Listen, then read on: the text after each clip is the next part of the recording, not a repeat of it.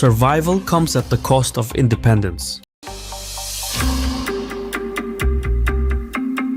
Every lifeline is also a leash. If Iran accepts Chinese support, it won't come free. Just as Assad became dependent on Iran and Russia to stay in power, Tehran may be forced into a similar role, this time as China's proxy. And once that shift happens, Iran may find it is no longer the one calling the shots.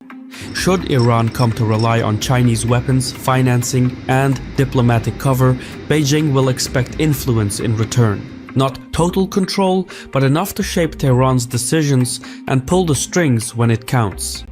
That would place Iran in a difficult position. Foreign backing might help it survive the war, but it would come at the cost of strategic autonomy. The clearest example is the Strait of Hormuz. Iran's ability to threaten global oil shipments through the strait is one of its strongest deterrents. But if China becomes its patron, that option disappears.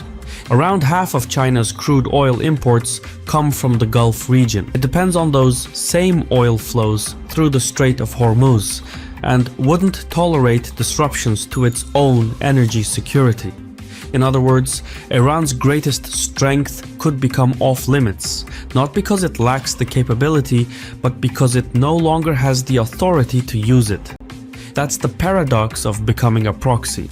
Survival comes at the cost of independence. The more Iran leans on China, the more it risks being treated the way Assad was treated by Iran and Russia, kept afloat but closely controlled. Decisions about war, trade, and foreign policy would increasingly run through Beijing. And for a revolutionary state that has long prided itself on sovereignty, that may be the hardest price of all.